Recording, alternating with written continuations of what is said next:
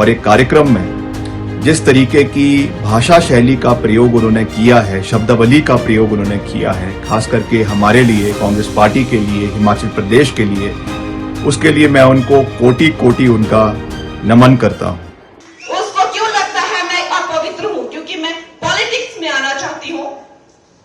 उसकी क्यों जलती है कि मैं पॉलिटिक्स में आना चाहती हूं? मैं अपनी महिला बहनों को पूछना चाहती हूं कि ये जो पुरुष प्रधान समाज है, आज तक हमने इनको वोट दिए हैं, आज तक हमने सब सपोर्ट किया है, लेकिन आप अपनी आंखें बंद कीजिए और अपने आप से पूछिए, जब आप सोचते हैं कि सेंटर में कितनी महिलाएं हैं, मिनिस्टर कितनी महिलाएं आपके सामने आती हैं? 2-3। आप जब राज्य में सोचते हैं कितनी महिलाएं मंत्री या मुख्यमंत्री हैं, कितनी महिलाएं आपके आंखों के सामने आती हैं? 2-3। यही क्या हमारी बेटियों का भविष्य है? आज जब मैं पॉलिटिक्स में, ये पुरुष प्रधान समाज में, अगर आपके मनाली की बेटी, अगर आपके मंडी की बेटी अपना छोटा अस्तित्व ढूंढ रही है, अपनी छोटी सी जगह ढूंढ रही है, तो उसमें भी उन लोगों को मिर्ची लगती है। तो ये चाहते क्या है कि हमारी बेटियां पॉलिटिक्स में आए ही नहीं? क्या ये पॉलिटिक्स जो है सिर्फ और सिर्फ पुरुषों के लिए ही रह जाए? एक तरफ ये पुरुष हैं और एक तरफ हमारे मोदी जी हैं, जिन्होंने महिलाओं को 33% आरक्षण दिया पॉलिटिक्स के लिए। आज मैं ये सब पप्पुओं को, जो भी हैं, जो मुझे धमका रहे हैं, मैं चुनौती देती हूं कि ये तुम्हारे बाप दादाओं की रियासत नहीं है जो तुम मुझे डरा के धमका के यहां से बाहर भेज दोगे। ये नरेंद्र मोदी का नया भारत है। यहां एक छोटा सा गरीब मां का बच्चा। साथियों, आज भारतीय जनता पार्टी की जो मंडी से प्रत्याशी है, हमारी बड़ी बहन, जिनका हम बहुत मान सम्मान करते हैं, कंगना रनौत जी, आज मनाली में थी और एक कार्यक्रम में जिस तरीके की भाषा शैली का प्रयोग उन्होंने किया है, शब्दावली का प्रयोग उन्होंने किया है, खास करके हमारे लिए, कांग्रेस पार्टी के लिए, हिमाचल प्रदेश के लिए, उसके लिए मैं उनको कोटि कोटि उनका नमन करता हूं। आज तक इस तरीके की भाषा शैली का प्रयोग हिमाचल जैसी पवित्र देवभूमि में नहीं हुआ होगा।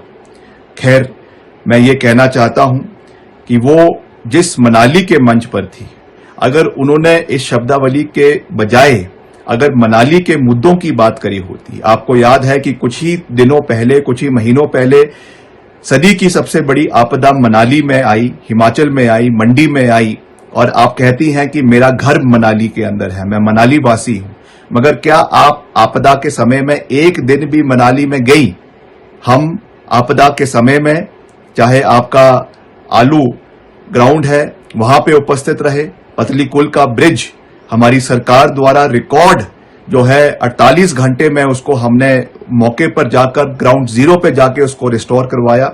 लेफ्ट बैंक जो पूरी तरीके से क्षतिग्रस्त हो गया था, वहां पर जाकर हमने उसको रिस्टोर करने का कार्य किया। हम दिल्ली में जाकर केंद्रीय मंत्रियों से मिले, नितिन गडकरी जी को हम हिमाचल में लेकर आए, मनाली लेकर आए, और मनाली में उनको हमने जो है ग्राउंड जीरो की स्थिति से अवगत करवाया, मुख्यमंत्री जी ने उनको अवगत करवाया। इसलिए अगर आप इन तथ्यों के ऊपर बात करें तो अच्छा होगा। हम आपका बहुत मान सम्मान करते हैं, मगर मैं आपको ये कह देना चाहता हूं कि हिमाचल की जनता को कोई लेना देना नहीं है कि आप क्या खाती हैं और क्या मुंबई में पीती हैं। ये हिमाचल के मुद्दे नहीं है। मेरा आपसे निवेदन रहेगा, since you are the candidate of Mandi parliament constituency from Bharatiya Janata party, please talk on issues. आपका क्या विजन है? आप क्या हिमाचल प्रदेश के लिए, मंडी संसदीय क्षेत्र के लिए करना चाहती है? क्या आपने आपदा के समय में किया? क्या भूमिका आपकी आने वाले समय में रहेगी? कितना सहयोग आपने पूर्व में दिया? इन सब चीजों के ऊपर बात करें। ये बिना मतलब की बातें जिनका प्रदेश के लोगों के साथ कोई सरोकार नहीं है, इस तरीकों की बात कर आप जनता का समय जो है वो व्यर्थ कर रही हैं। इसलिए मेरा आपसे ये निवेदन रहेगा, और खास करके प्रभु राम से, जिनका विशेष आशीर्वाद हम 22 जनवरी को अयोध्या में लेकर आए हैं, उनसे ये मेरी प्रार्थना रहेगी कि आपको सद्बुद्धि दे और सही मुद्दे जो हिमाचल सेंट्रिक इश्यूज है, उस क्षेत्र के लोगों के मुद्दे हैं, कुल्लू के, मनाली के, भुंतर के, बंजार के, सैंज के, सरकाघाट के और बल के, मंडी सदर के, रामपुर के, उन इश्यूज को आप उठाएं और हम भी उनको, कांग्रेस पार्टी भी उनको आने वाले समय में उठाएगी। And let's have a focused debate on the developmental trajectory of Himachal Pradesh. और ये बिना मतलब की बातें, खाना पीना क्या है, इसके बारे में फोकस ना रखें। ये हिमाचल प्रदेश की भविष्य के लिए अच्छा रहेगा। आपको हमारी बहुत बहुत शुभकामनाएं। आप मंच पर इसी तरीके से जो है शब्दावली का प्रयोग करते रहें। आपको हमारी बहुत बहुत शुभकामनाएं। जय हिंद, जय हिमाचल, जय श्री राम।